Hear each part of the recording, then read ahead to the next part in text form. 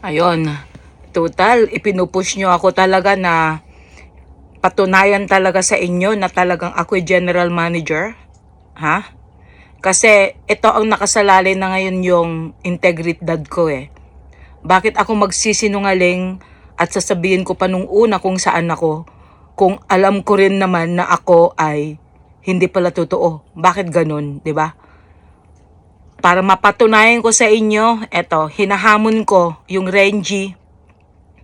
Okay, total, ikaw yung nagmamarunong dito na sinabi mo na tumawag ka sa kanila at sinabing lalaki ang general manager. Patunayan mo yan na lalaki ang general manager at kung ano ang pangalan niya. At patutunayan ko rin sa'yo na mismong ang general manager ay yung lagi kong ipinupost dyan. Yung mga proof talaga, yung mga conversations namin na walang iba kundi si Jenny. Jenny ang pangalan niya.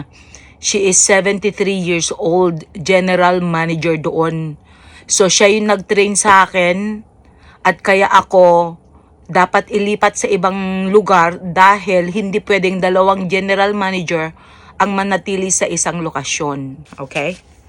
So ngayon, dahil nagmamagaling ka, nagmamarunong, talagang ipinapahiya mo at tinatanggalan mo ako ng integridad, hindi ako papayag dyan.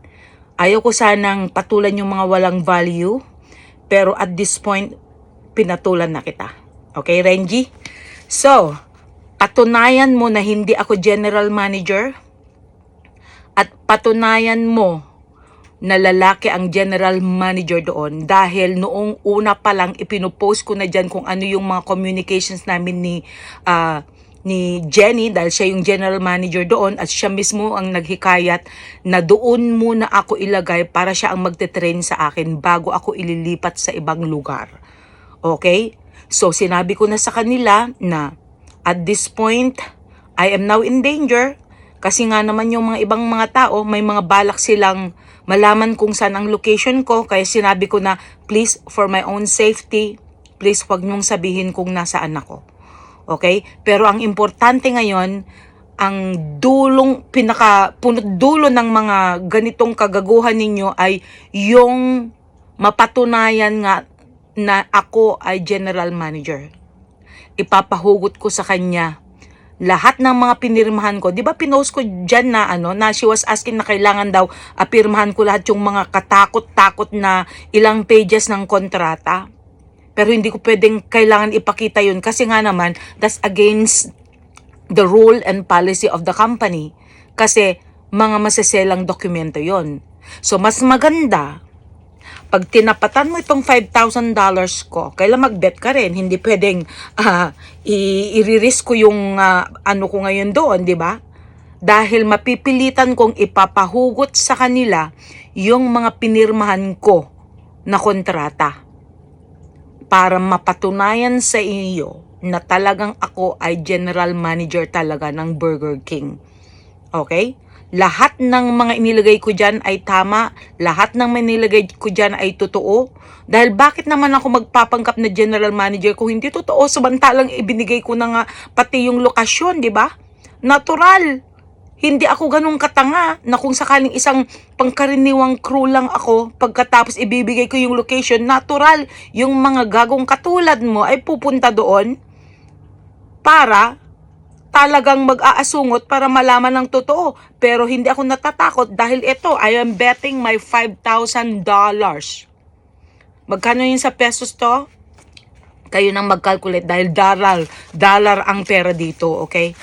Talagang sinadya kong ng $5,000. That means to say, I'm really serious now. Kasi ang nakasalalay dito ngayon ay ang aking pagkatao at ang aking integridad. Okay? So, Renji, magpakita ka ng $5,000 dahil kung hindi, isa ka lang tao na talagang gusto lang akong pabagsakin, gusto lang akong sirain kasi ikaw yung gumagawa ng isang scene na gusto mo talagang magiging bida. O, di ba? Sinagot ko na yung mga iba. Di ba? Sinagot ko na. Nag-post na ako, sinagot ko na yung mga iba na nagsasabi na nagpunta daw sila, tapos ganun ganito ganyan. Sinagot ko na lahat, pati yung mga uniform, di ba? Sinagot ko na lahat kung bakit. O, bakit? Yung uniform, natural. Wala naman silang ibang uniform na available. Kaya kung ano man yung mga nakapost na nandiyan pinost ko, yun yung mga available lang. Alangan mo sasabihin ko, no, I don't like this kasi pangkaraniwang uniform lang ito. Hindi.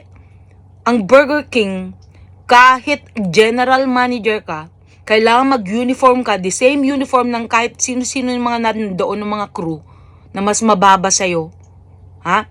Kung kinakailangan mag-map ka ng floor, kinakailangan maglinis ka or whatever, lahat yun ay under the patakaran sa training. Lahat yun pag-aralan mo. Which is, for me, it's a part of the job. It's a part of the training. Kahit saan. Kahit nung nasa Binions Hotel ako, kahit nung nandun ako sa California Hotel, kahit nandun ako sa iba't ibang mga pinagtrabahuan ko, lahat ng mga yun ay totoo. 'Di ba? Na-approve ko na lahat ng mga yun eh.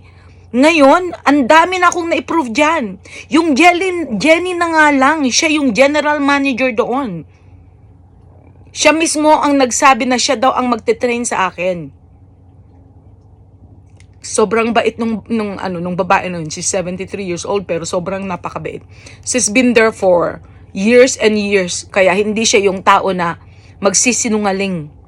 Ipapahugot ko sa kanya yung contract mismo. Okay? Para ipakita niya sa'yo. Kasi, kung ako ang magbibigay sa inyong dokumento, that's against the policy. Hindi ako ganun katanga. Diba? Kailangan sila mismo ang huhugot para ipakita sa iyo kung ano yung nasa kontrata, kung ano bang posisyon ang pinirmahan ko. Okay? Magbigay ka rin ng $5,000 dahil talagang ako ay very, very serious kung ano itong inilagay mong sitwasyon ko ngayon. Kasi yung sitwasyon kong inilagay mo ay ginawa mo na akong tanga. Ginawa mo na akong gago at luka-luka na nagpapanggap kuno-kuno na sinasabi mo na ako ay general manager kuno. Pero now, I am betting you $5,000. Kung magkano man ito, in pesos kayo ng bahala. Okay? Para at least magkaalaman na ang totoo. O, diba? Magpakita ka ng $5,000 dahil siguradong ipapahugot ko talaga kahit yun na yung wala na ng trabaho ko. Okay? Kahit yun na yung ikakawala ng trabaho ko. Basta ang importante, pag may $5,000 ako, kahit wala na akong trabaho anyway, diba? Ipapahugot ko mismo. Ha? Dahil sasabihin ko na nakasalalay na dito ang integridad at pangalan ko at ang pagkatao ko. Okay? Dahil ayoko na mabilang sa mga tao na nagpapanggap dyan. Alam nyo naman kung sino-sino mga nagpapanggap na mga tao dyan na akala mo kung sino. Ako totoo kong tao. Kaya pag nagpapakita ako ng pera, sinasabi ko pinaghirapan ko yan. Kaya hindi ko pwedeng ipamigay. Pinaghihirapan ko. Kaya kung ano lang yung kaya kong ipamigay, na mga barya-barya, yun lang yung kaya kong ipamigay. Kasi ang dami ari akong obligasyon dito. $3,000 per month ang obligasyon ko dito na babayaran, whether I like it or not. 'Di ba? Mga bills at kung ano-anong mga, kasi nagbi-build ako ng credit ko eh. 'Di ba? Kasi dati-rati puro mga cash ang pagbili ko ng mga kotse. 'Di ba? Yung 2 expedition ko, tapos 2 Cadillac, yung isa, cash yun, pero sabi ko, kailangan talagang mag-build ako ng credit para in case man na kailangan kong mag-apply ng loan or whatever, kailangan. So, kaya bumili ulit ako ng panibagong car. Oh, 'di ba? Tapos 2 RV. Oh, 'di ba? Lahat ng mga yan ay gastos ko dito. Kaya kailangan ko talaga magtrabaho at kailangan mataas ang posisyon kasi kailangan ko talaga ng malaking pera dahil hindi ako makakapagbayad ng $3,000 every month na mga bills ko at mga responsibilities ko at mga loan ko kung wala akong magandang trabaho at malaki ang sweldo. Diba? Kaya nga sabi ko, tinitiis ko na nga na kahit 2 trabaho na para at least pang umaga o kaya pang tanghali yung isang trabaho tapos pang night naman yung isa. I can manage that. Instead na magmumukmuk ako sa bahay, nakaya ko nga nun, 4 pa. Mga naman yun.